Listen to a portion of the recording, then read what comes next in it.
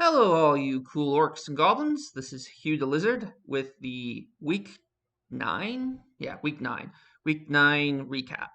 Uh, Joined as ever by apparently pretty sick Innovation. So thanks, Innovation, for joining me for this recap, even though you sound frankly terrible.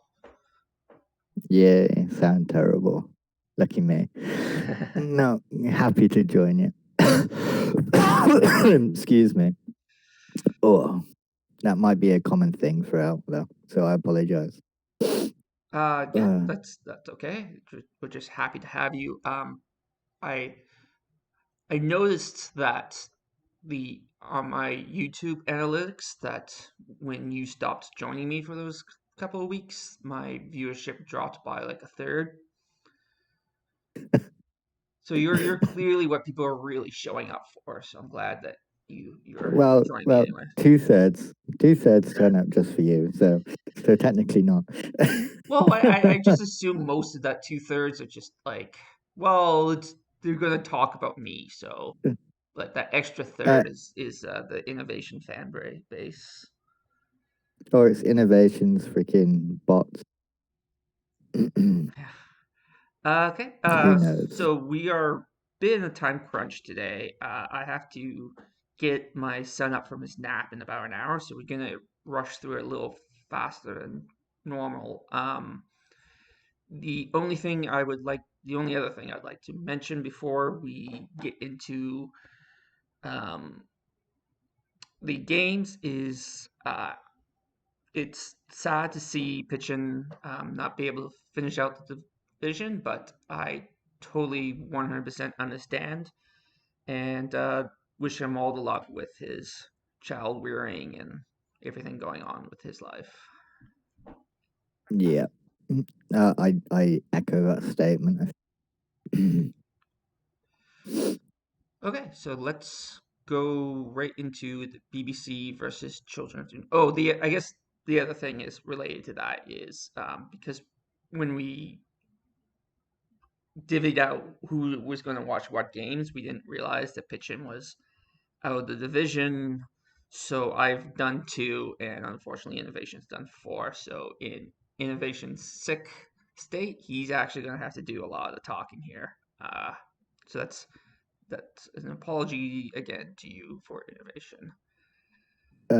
I'll be a bit of an airhead, so this won't be as good as usual. And I forgot where I put my notes, and I'm too too uh, too disorganized when I'm sick to find them. So I apologize. But the first one is the BBC versus the Children are doing is Uh, yep, just pulling it up. so High Elves and Skaven. I had this down as a Skaven victory as well, which uh, which will be interesting.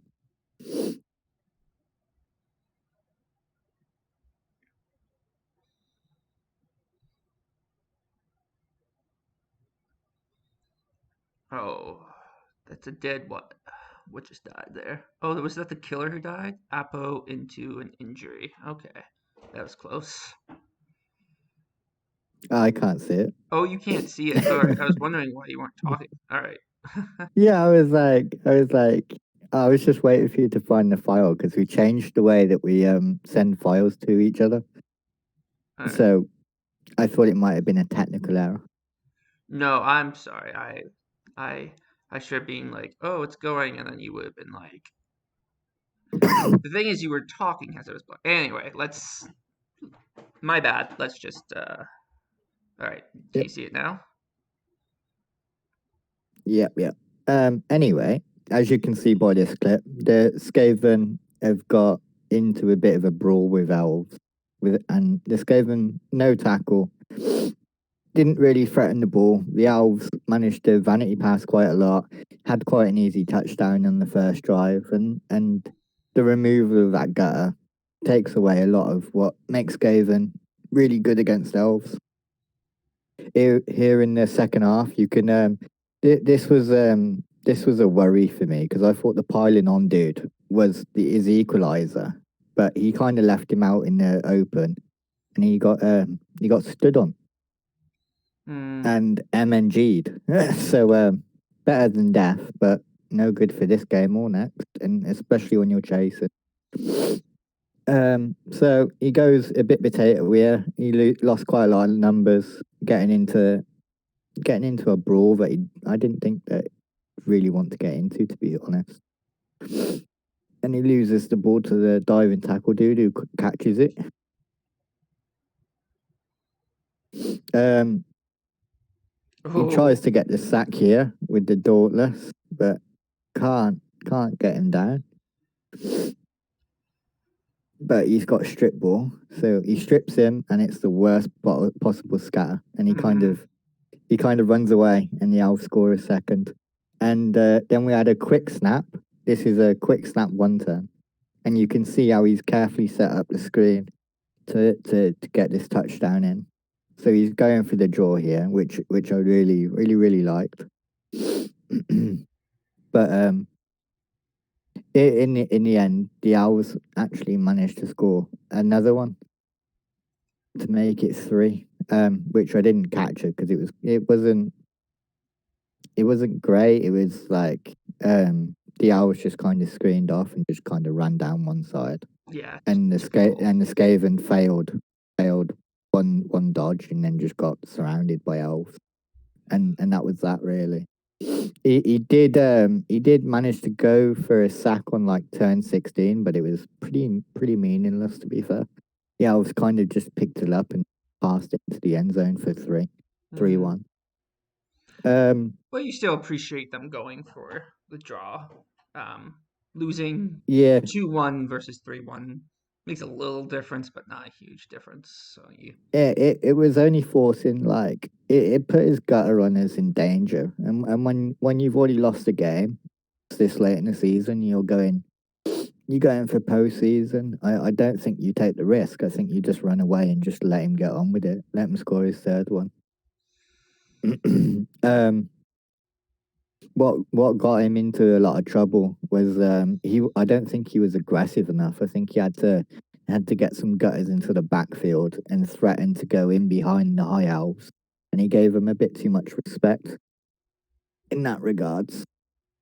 And I think that cost him the game because he went for the fight instead of for the ball. Right.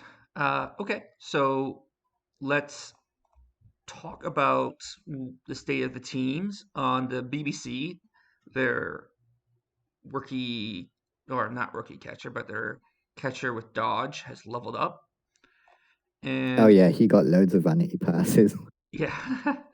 Let's see how many. 6 completions.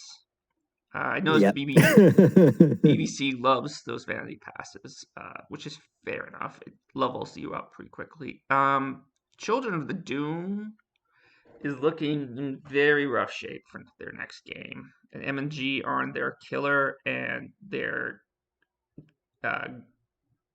diving tackle gutter runner, as well as a lineman is probably going to be fired. Yeah. No, it's a rough one for this game, to be honest. But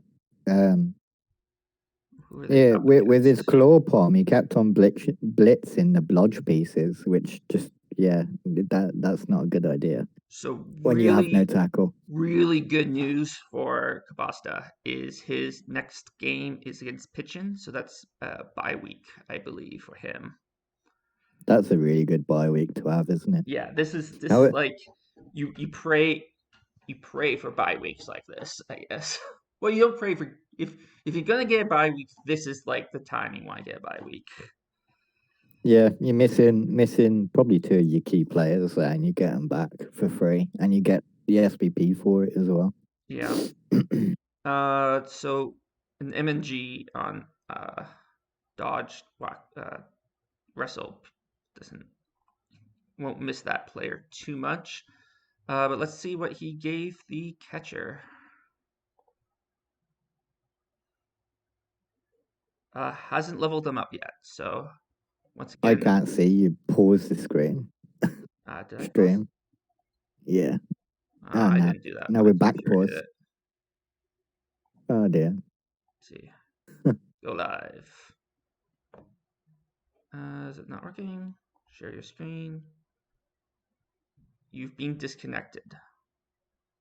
We're patching you back in. Okay. Discord's fun Perfect. today. Perfect. Perfect. This is what people come for. The sound of me trying to figure out how technology. Okay, can you see it now? Different screens. Seriously? Yeah.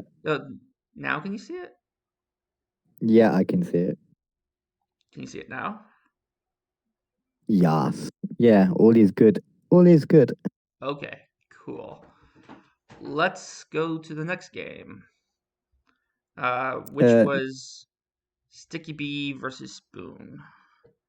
So this was one of my two games. I feel like I kind of owe Sticky Bee and Spoon a bit of an apology. When I watched this game, I was feeling pretty sick myself, so I didn't take great notes for it, and apparently I missed a key moment. Uh, Spoon was talking on the Discord about how he had a stall that didn't work out for him. I don't remember this at all, and it's not in my notes. So you get off the hook, Spoon. I won't I won't be criticizing you for your bad stall because I don't remember it. And I'm going to assume that it was not as bad as you said it was. Uh, but I do have a couple clips for this game that I shall call forth in a second.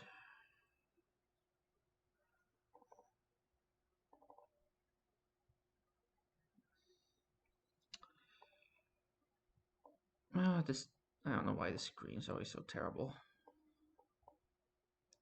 So, generally, like I said, I don't have too much to say about this game. I feel like Sticky Bee is really just playing for the SPP at this point. This was, I think, the third week in a row where he tried to carry the ball consistently on Asaris, which I mean, like he's actually had a few good games in there, so maybe that have you got works for the him. replay up? Pardon? Have you got the replay up? Yeah, let me just try I haven't got change if you've got windows. it up. This has worked in the past, but isn't working now. There we go. Yeah, so I wasn't talking about the games, but the clip specifically, Ah, just happy days. generally first. Uh, Yeah, I, I, I wish I could give more concrete examples, but I feel like Sticky Bee, even though he's playing a little less to win, a little more for the um, getting the touchdowns, I feel like he's not watching and being careful about protecting the ball. Um, I Especially this sack that's about to happen, I think was pretty avoidable if he had just moved the SARS, one of the SARS that are in like that line of three there, over to the square either behind the ball carrier or to the southeast of the ball carrier. He could have avoided this happening. yeah, that's not very safe, is it? Yeah, he does this uh, 2+ dodge because he's ag 5.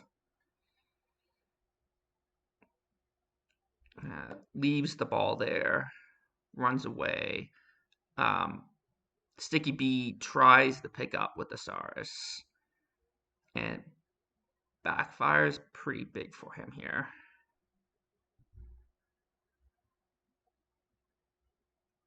If you're gonna go for the Pictosaurus, it'd have been it'd have been nice to get some protection for the failure.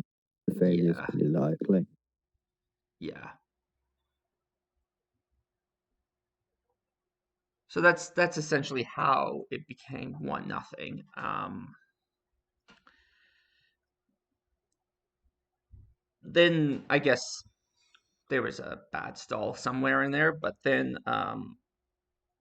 when the when Sticky B went to score in the second half, there was a moment where Spoon was doing something that I didn't quite understand. He took a blitz that I didn't get, but then when I understood what he was doing, I really liked it.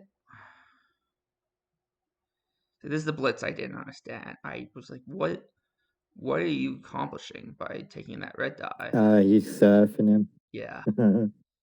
And then I got really excited, and then I saw the skull, and I was like, ah, that would have been such a nice. That would have been such a Double nice half surf. dive surf. Yeah, I that would Yeah. have been a moment to celebrate, but sadly, Nuffle had different plans. Can you still see the screen? Yep, yeah. We're back to we're back to the post clip screen. Right. So we have a dead loner skink. Doesn't matter. A great MVP. Anytime an MVP lands on a rookie SARS, I think that no matter what else happens in the game, and it was a 1-1 game, so it still was pretty good for Sticky B. No matter what else happens, if you get MVP to rookie SARS, you can celebrate and feel like you had a good game. Nothing. We'll look in a moment to see what he gave him, but he'd better have given him block. Face planter, no new damage. No new damage is a positive for spinners. Yeah, Uh, yeah. So yeah. he's inching a little more forward towards legend, but other than that, he gets a couple of his rostered players back for the next game. Really, Um. Spoon should probably feel pretty happy to have tied this game with only 2 rostered players. Yeah. 2 rostered players to draw the game is fantastic. If a surf come off, that'd have been brilliant. Yeah, yeah. I'm not. I don't cheer for anyone, but when I realized that the surf is coming, I did start cheering for its success because that would have just been a great moment. So Oh, I always cheer for the fun players. yeah, If you make fun players, I probably cheered for you to get them. yeah. Well, it's just entertaining moments, and other clever things like that. So we got block on the stars that leaves him only 2 stars without block, and Nah, that's not too this bad. has been a really good recovery season for him to get block on the Saurus up Yeah, there. like he has a couple good stars. I still don't like this dodge that he gave this stars. Like I understand he's thinking of it in the long term, but without block, Saurus just takes so long to level up. He's probably gonna be in another season before he gets his Blodge stars, unless he gets some Uh, really lucky um, dice on that. the only time that I like dodge on a Saurus is to get blodge, break, tackle, stand firm, and for a first skill, I don't like it at all. I'd have just took block, but I understand the long term positive of it. Yeah, I mean, I I guess I just flat out don't like it. I get more opinionated when it comes to Lizard Man, and I get what he was thinking, but I think ultimately it's a mistake. Like I would even, and I have done this, turned down strength ups on a rookie stars. It just No, I'd take the strength up on a rookie. it's just like the 1-9s with the stars just feels so bad. You screws you over so many times that, and you're already stronger than most things. Like the extra strength You is can't not get as strength good 6. until you get You the can't block. get you can't get strength 6 Saurus without having a strength 5 one first. Hey, as a second skill, I'll take it all day. And I may even like next time I have that option, I may change my mind. Like I'm not fixed on that point, but I do strongly believe that there's a strong case that doesn't matter what you roll on a Saurus, the first skill you take is a block. Yeah, after going through developing my Nurgle, I'd have turned down the strength up before block as well, to be honest. Oh well, you can't get a And strength 6 Nurgle warrior until you get a strength 5. yeah, but you have no idea how many games I played for that strength up warrior to get blocked. Yeah, exactly, exactly. Um, Because it just doesn't do anything, and it's a pretty similar view to Saurus because well they have a lot of the same problems. yeah, they have exactly the same problems. Yeah, exactly. Like he's gonna be playing a long time with that dodge Saurus. And the thing is too, like when you're actually playing and you have the options of which hits to take, you're gonna take the hits with the block. So you're not gonna take as many hits with that Saurus as you would with other ones, which is just gonna delay his Oh, leveling up even more. there will be times where that dodge Saurus rolls a 1 in 81 and cost you probably the game. Yeah. So Rex Lupus versus Chicago Bullshites. This was a rough one. Rex Lupus, they kind of got their team divided in the first half, which we'll see in a minute. Can you see it? And it kind of allowed Mojo to come round, but I think he kind of grouped his players up here, and I wasn't expecting a fireball, and then the fireball come down, and it kills that dude. Oh. And the Apo kills him too. I think the Apo was like a strength bust, so he just let him die. But that actually gave the Necro an extra guy on their bench,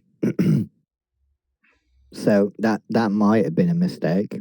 I couldn't remember if it was Apo into dead or whether it's Apo into strength bust. But that's one to keep in mind on. This game kind of seemed against Mojo because he's done a great job. You can see how in that first clip the Necro were divided into 3, and then he set up a 1 in 9 here leap to get 2 dice on the ball, and yeah, it just fails for him. And then he kind of leaves his ball carrier open here. He gets the 1D, gets the wrestle, gets the ball down. The ball bounces out and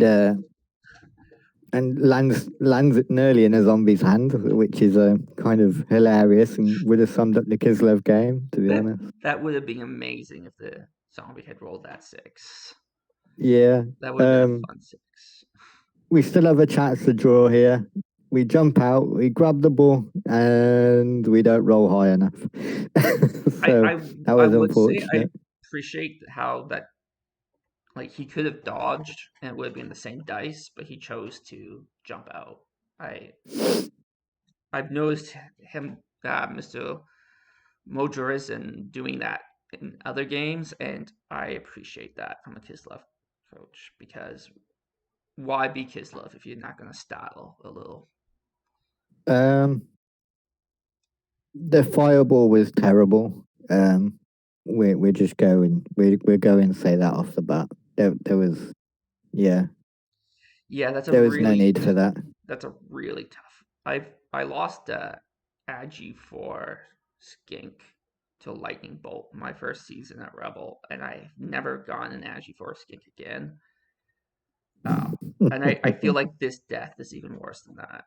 This is just a tough. Yeah. It was his mobile kind of blitzer, wasn't it? So It was Yeah. unfortunate. Yeah. But the fireball itself, it held no value for the Necro other than just to try and kill somebody. And if it doesn't, and he only gets like a stun and a KO, he's in a really bad spot. Like, yeah, that I'd rather hang on to the wizard. But Yeah, that was unfortunate, and there was some other unfortunate moments for Mojo. But he did leave his ball carrier open to a 1D blitz, which is lucky for it to come off, but you I got to always protect the ball. I always ask myself before I use a wizard, if this wizard works, will I win the game? And if I can't like convince myself that that's true, I just don't use the wizard. I want two things out of a wizard. I want to either give myself a chance to turn somebody over, Right. and score, or deny them the score. Right. And if you can't do those two things, then it's probably not worth it. Yeah. And if denying them the score is like, if I bolt them and break armor, I'll deny them the score. Versus like, that's not worth it yeah, either. it's not worth it. Like you need to But convincingly but deny them the score. but by deny the score, I mean they need to move max movement for 2 turns, and if you stun that one player, they can't score. Yeah. Well, if you Or just get even that, if you just knock if them you off. just bolt the, Yeah. if you just down him is what I meant. Yeah. I know what I mean. Yeah. I got you. I'm with you. Somebody has to. So we didn't get any levels on Rex Lupus, but we did on the Killer Blitzer and the Wrestle Lineman. So let's see what we got there. I'm on Where's the pause. kill? Tackle. That's good. Lots of tackle on this team. But I guess if you roll a normal, what else are you gonna give a killer? If his killer didn't already have tackle, then yeah, tackle's Yeah. a good skill. And Juggernaut. he took 2 more tackle, so he has 4 tackle in total. Did the guy who died have tackle?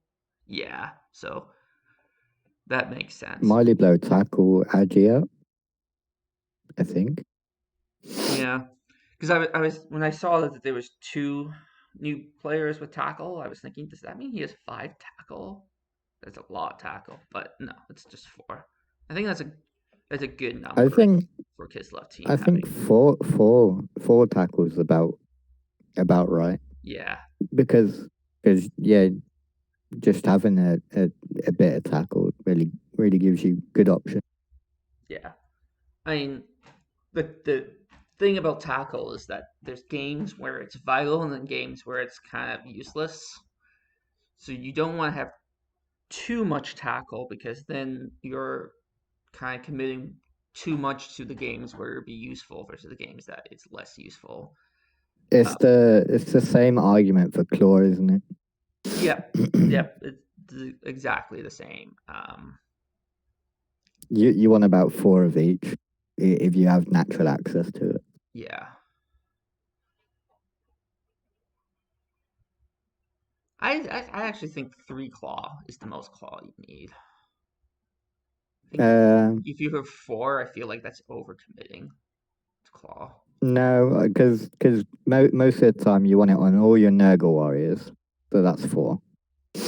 And then you have a Claw Miley Blow piling on Pestigore running around causing havoc, so that's 5. Yeah, but I've seen your team and that doesn't describe what your team looks like, so I'm calling bullshit on that. You have like 2 guys with tentacles and no claw.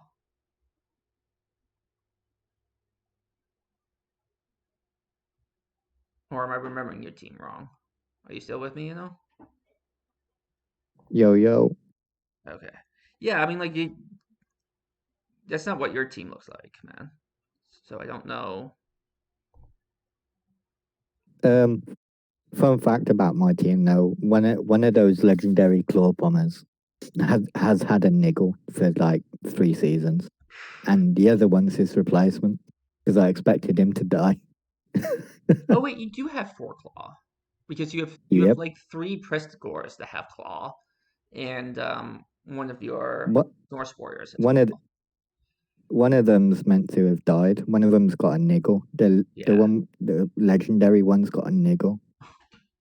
Well, Oh, so one you of the gave claw to legendary the other ones. Prestigore, figuring you're gonna lose him Yeah, soon. Yeah, that makes because that makes sense. But that what also implies I'm right that 4 claw is too much and 3 claw is the right number because you were planning on having 3 claw. um yeah, I actually play that a bit differently, but that's my team. I have one killer dude and one kind of backy up killer dude slash sweeper, like Hmm. because Right. So I this is like to be able to stop potatoes. yeah. You have like a Prestigore that has jugs instead of that has like claw mighty blow jugs instead of pile on. That that I actually Yeah, like he's, doing that because it gives you first of all it gives you a more diverse team, and second of all, related to that, it gives you an option that you otherwise wouldn't have if you just went all claw palm. all those Rogals will not like me when he gets tackled.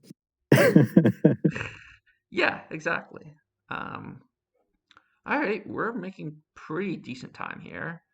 The next game, yes, the next game is one of mine, and then the last two are yours. So we have the Flaming Zons versus the Exploding Skulls. Um, so uh, what are the skulls doing? You know, the skulls are I can't see. You've stream paused. uh, but there was a the what was it? The skulls are exploding up the Exploding at the lid. um, yeah, I guess my computer didn't like that line because it cut you out right in the middle of it.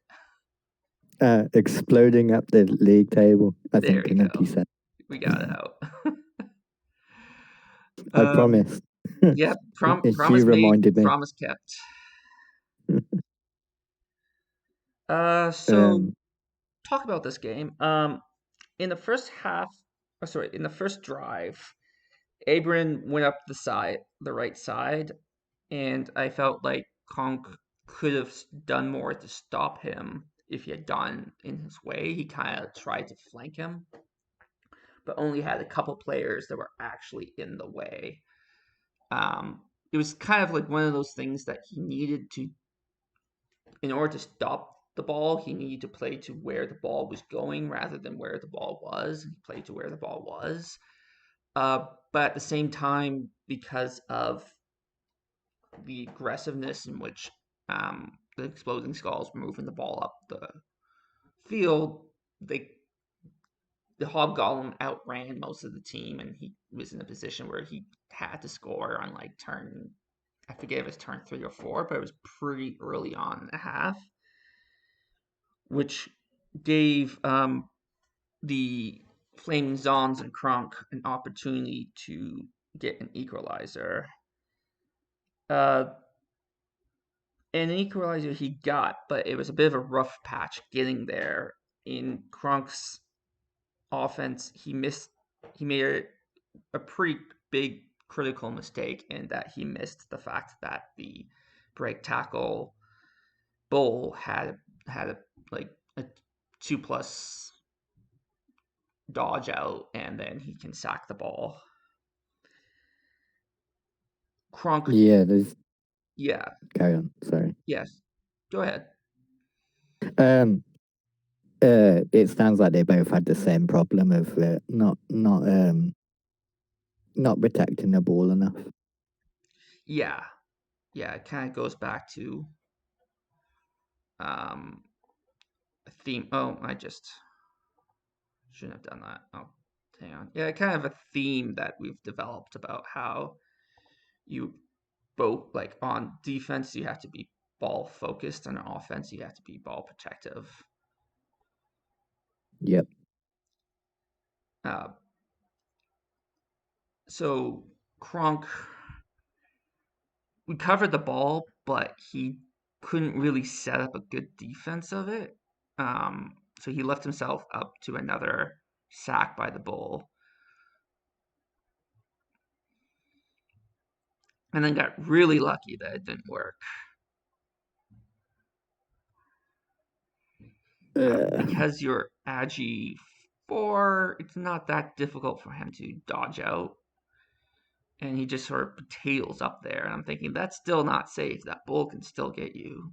You can take that GFI, but the Bull will still get you. And then it's at this point that I actually feel kind of bad for Abram. We've all been there where you've now thrown, was it, for 8 dice at someone who's not even a blodger, but you completely failed to bring him down. Yep, I've been there. I've done that one. Could you see any of that? You couldn't, could you? No, I didn't see anything. Well, he just, it's a block Agi for Orc that was impossible to bring down for some reason. Yeah. So sometimes you're just lucky, aren't you? Yeah. So I lost the stream again. Yeah. I'm because I'm trying to make you see it. What I am seeing. Here we go. There we go. That should work. Okay, so sometimes you're just go lucky. ahead. Yep. I can see the screen now, so we're all good. Yeah, I really don't like not protecting the ball. I really don't like it. Yeah, like I feel like that last sack that he allowed on the ball, I think he felt like he was running out of time, so roll the dice, see if you can get the ball in, kind of move. But he was put in that position because he didn't. There were 2 turns there were 2 different turns where he didn't do enough to protect the ball. And wasn't really paying attention to the fact that Bulls are surprisingly fast and with break tackle can do a lot more than you kind of think they can, given that they're Agi too. It sounds like through that first half they both had the same problem. Their ball protection kind of breaks down because they don't play to the pacing of their team. Yeah.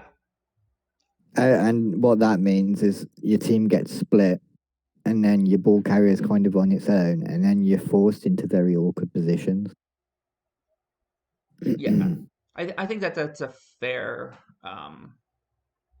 fair statement for both coaches. I don't know if Abram was like, I just want to score fast for some reason, because it felt like he was in a big hurry to score. So I don't know if that was like a strategic decision on his part, but if it wasn't, then I think that like he felt like he was winning the Bash War. He felt like he was in control of the situation. He didn't need to move up so fast. No, when you're in a bash matchup, you kind of just sit him behind the line, make sure he's not blitzable, and just beat the other team up. Yeah, and then in the last like 3 turns or so, move the ball up. Yeah, like maybe give yourself like turn 4. You want to be like past the halfway line to make it comfortable. So in the second half, in kind of what was a repeat against the Necro last week, Abram was squeezing Kronk to the sideline. The only way for, well, not the only way, but the way that Kronk decided to escape the situation was not to run backwards exactly, but to run his ball carrier back and throw to a loner, which is always a little risky throwing like relying on your loner to do things. Uh, but it really looks like it was working. He managed to make a distance enough distance that even the Bulls couldn't get them. There was a GFI to even get in contact with him, which failed. And I thought like, okay, this is a loner score, and this will win the game. Sucks that SPP goes on a loner, but he's gonna win the game. And then he got right to the sideline and decided not to take the GFI that he needed to when there was a bull right there that could get him. And I get not wanting to make roll dice with a loner, but you've chosen to give the ball to the loner and you've left him out there kind of like in the wind. The chances of him going down are actually way better than the chances of him failing that GFI. Even if you assume he can't get the reroll, there's one reroll left. It's a 1 in 6 to get him down. Like 1 in 6 for him to fail to score versus the 2 die, you know, what is it, like 75% chance that What he'll is go it down? like? But both down, both down, Yeah, both down would have um, worked. Stumble would have and worked. Pow would have power and worked. stumble. And you're willing to commit a reroll into it as well. So it's what 75% you get knocked over. Yeah. And if you commit the reroll, it's probably better than 75%.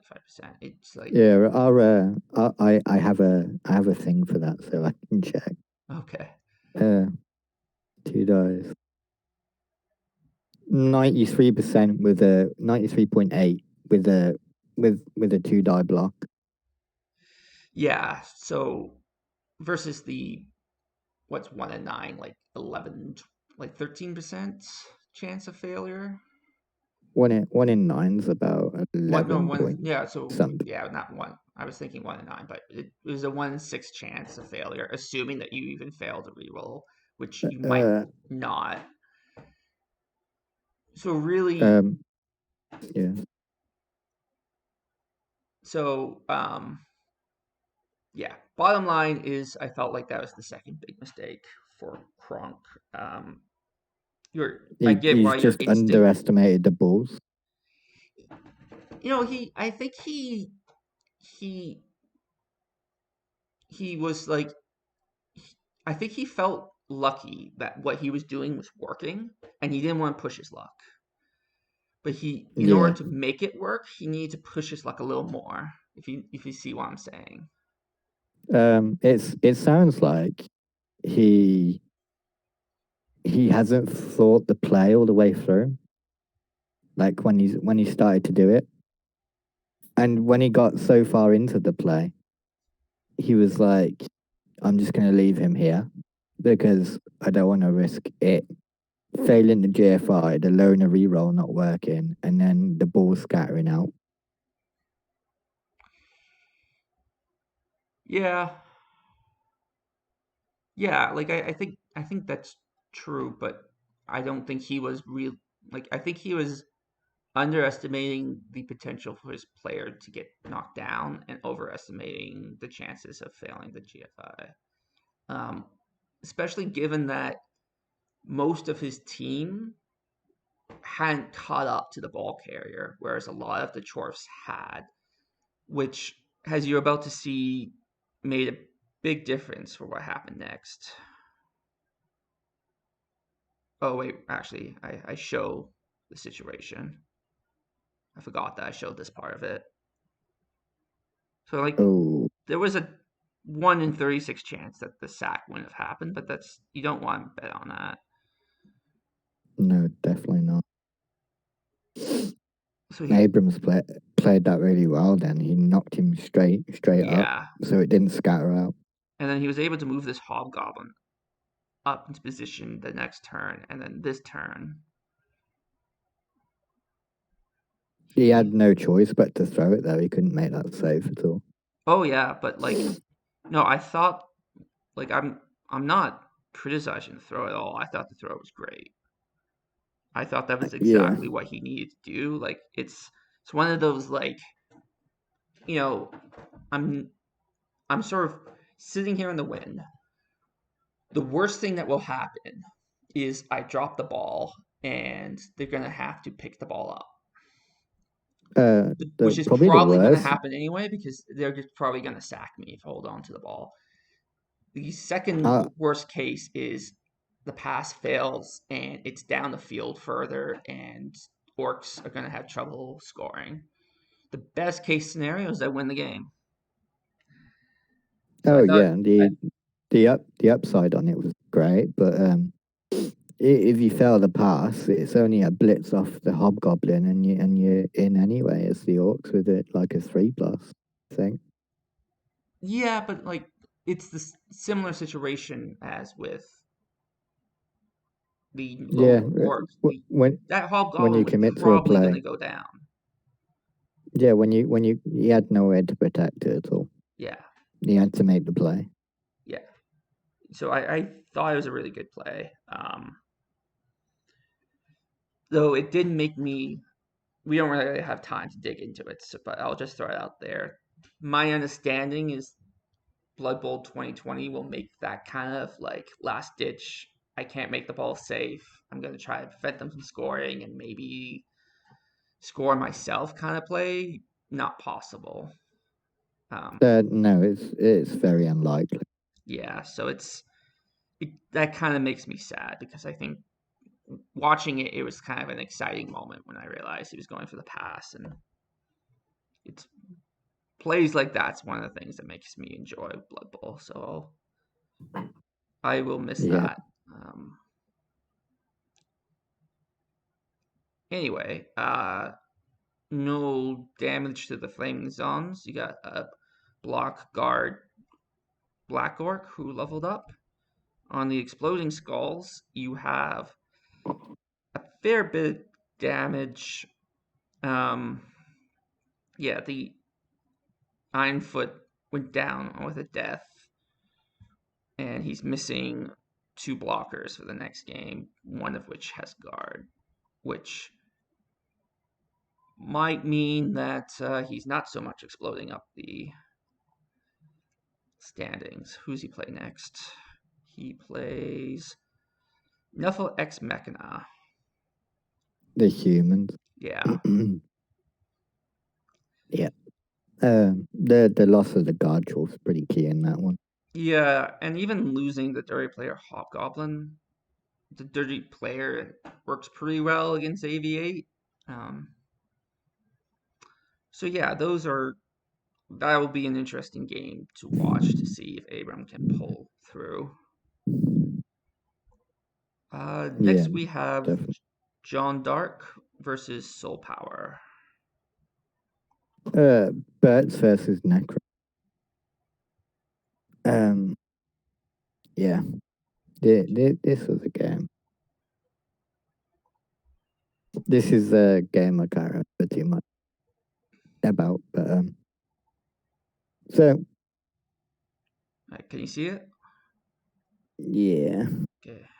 so we kind of just have a 2-die blitz on the ball after it had scattered into the flesh golem's hands, I think.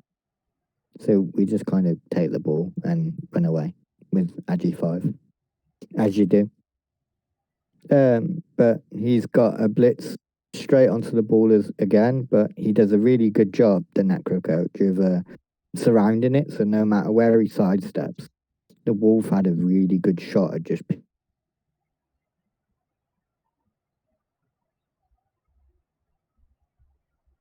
Um, do we lose it now?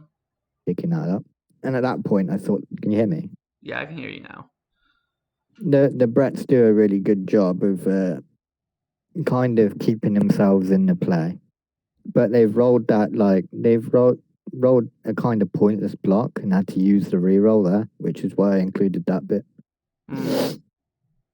So that's cost them the reroll. So all of this is without a reroll, going for the sack and stuff. So KO's the wolf, which is really fortunate.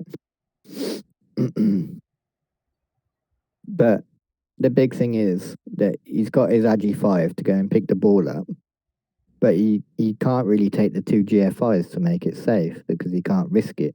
He's lost his reroll.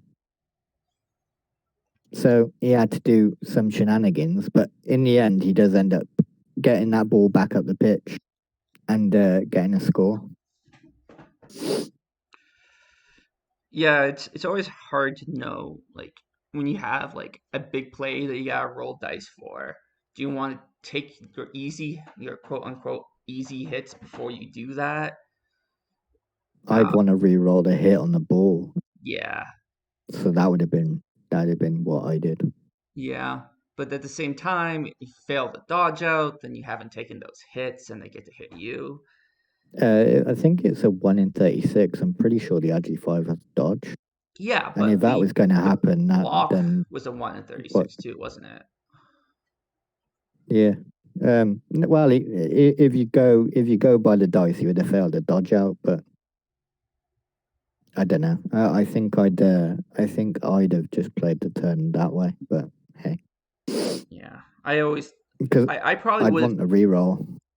I probably would have too, because I get really nervous about doing stuff when I know I need to reroll later in the turn.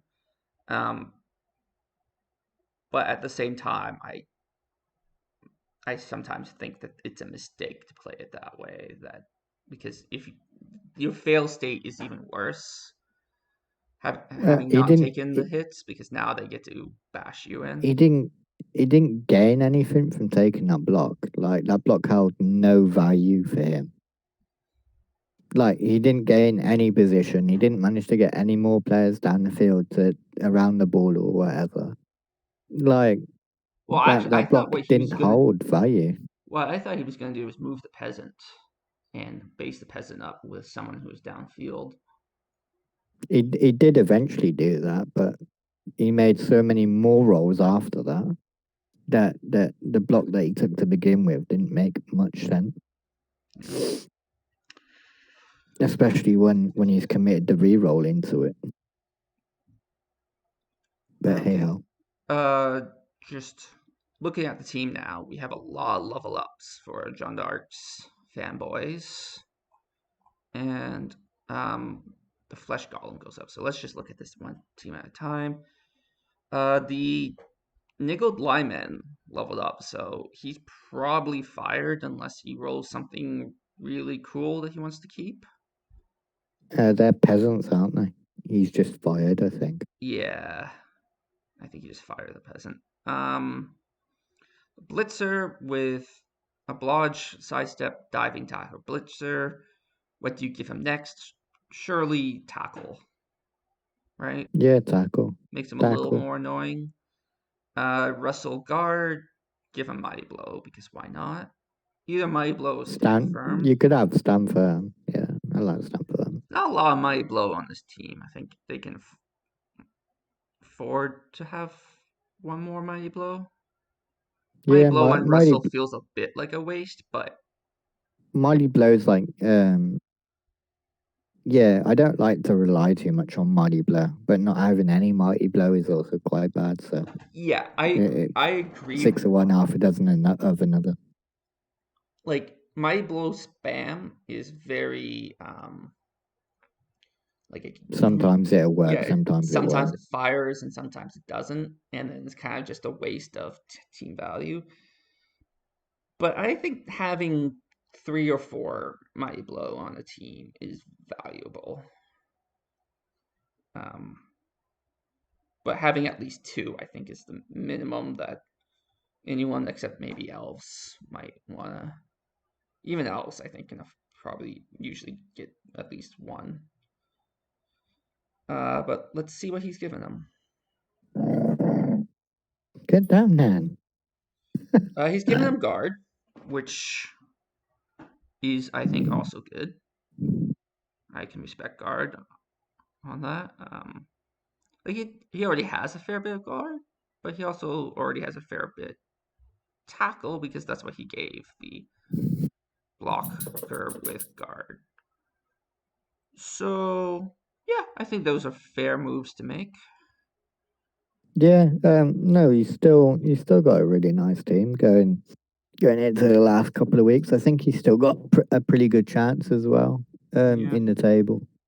Well, Yeah, fifth, 16 points, we'll only look 1 point behind the High Elves. we'll look at the table in a couple minutes, but we don't have too much time left, so we'll just look at what the Flesh Golem got. Guard, I would think, just at the top of my head, and yes, he got guard. Okay, so the 1-4 victory for Kanuki. Yeah, yeah. I thought I'd start off if you could pause it just on the first one. Yep, can you see it? What do you see? Yeah, I see it. Okay. What do I see? I don't see where the ball is. The ball's right in the middle, on Kanuki, like where the switch view bit is. What? Do you see the positioning of the humans and how they've left the whole right flank?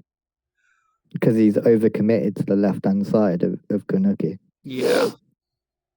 So Kanuki's got a blitz on the human just on the right-hand side of the middle. And then he's got the whole right flank free. So if you play it now, you'll kind of see what Kanuki does.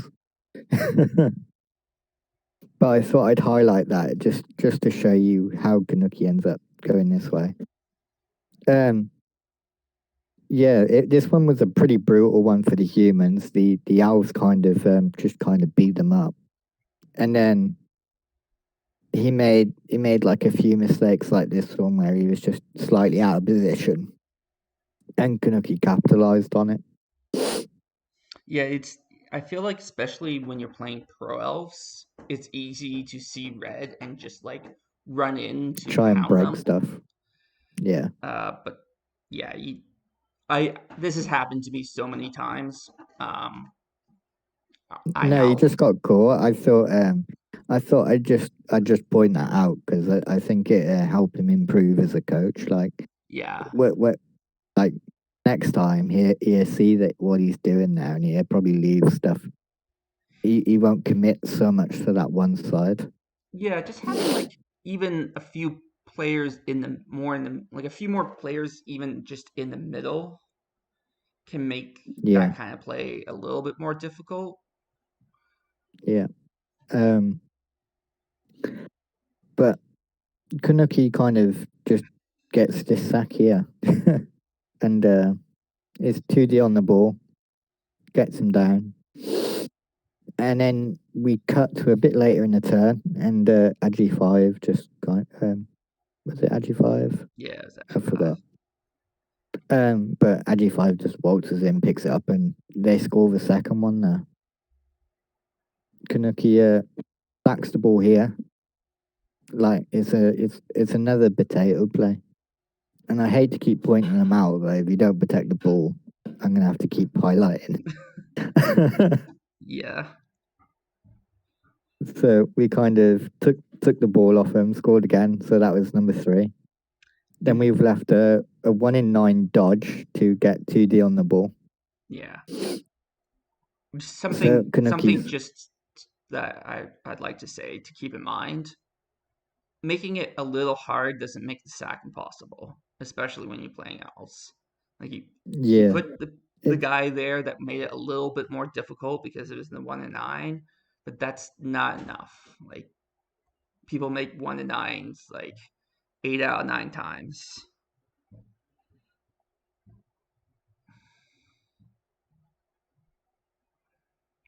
yeah, the 1 in 9 dodge was like it wasn't a difficult dodge, and I think he sidestepped to the wrong square. I think he had to sidestep towards like either up and right or down and right Hmm. to give himself better scatter opportunities.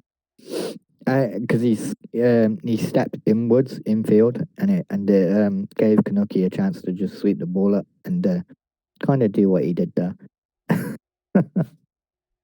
So that was score number 4. I had to include this because I thought this was a brilliant little play from the humans. So we're still going for the score. We make the pickup, make the dodge, make the pass, and do a loop the loop into the end zone. It's points for style. Yeah, 100% points for style. Okay. So Nuffle Ex Machina, they lost block lineman, which is unfortunate, but not the end of the world. And the next game, they will be missing a block tackle, which they will be playing. Oh wait, I think we already discussed we were playing Exploding Skulls, so that's the tackle's not too bad. yeah. And the Strength 4 Blitzer went up. So let's look at that. What did he give the Mighty Blow? I was thinking he should give a Mighty Blow, but I didn't want to say so right after our last discussion. Yeah.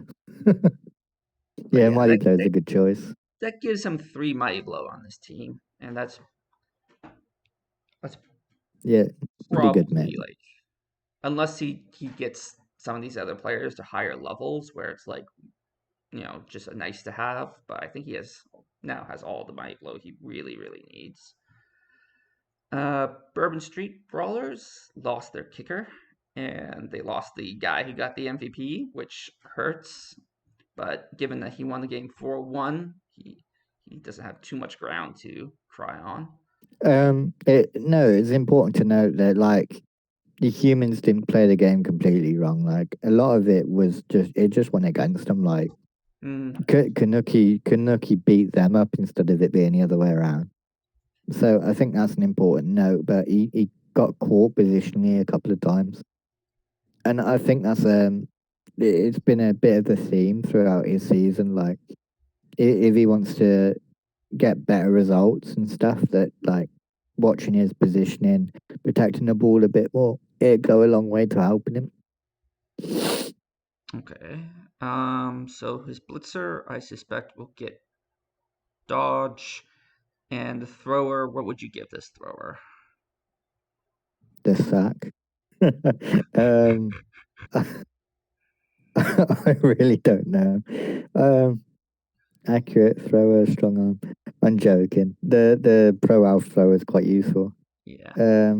I've got no idea. Yeah, neither do I. So I don't let's think find either out. of us are. Oh, he got movement up. That's very useful, actually. Yeah. I actually thought you were on about the human thrower. Oh, yeah. Before I check. Yeah, that you give him the sack. We all know how much of a fan I am of human throwers. Did Frapp leveled up twice? This is the second game in a row where we missed a double. The second week in a row where someone levels up twice. So congratulations. These elves, man. These elves. We're not elf coaches. We don't expect. Yeah, that's just showboating on Elf Nation there.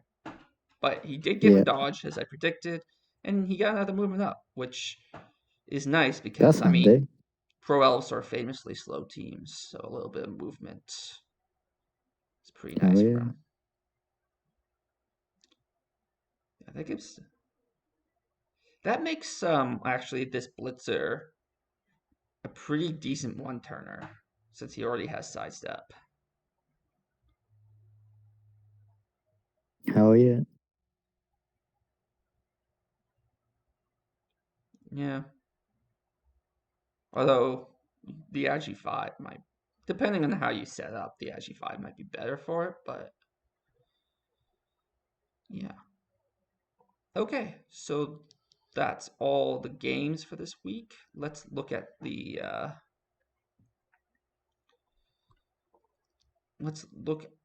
standings.